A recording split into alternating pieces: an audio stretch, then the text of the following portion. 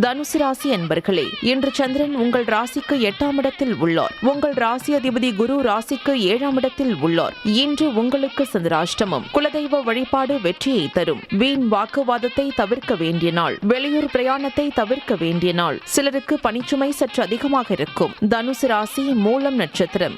இன்று சிலருக்கு சுப விரயங்கள் ஏற்படும். உடல் ஆரோக்கியத்தில் முன்னேற்றம் உண்டாகும். புதிய முயற்சிகளை தள்ளி போடுவது நல்லது. கணவன் மனைவிக்குள் வாக்குவாதத்தை தவிர்க்க வேண்டிய நாள்.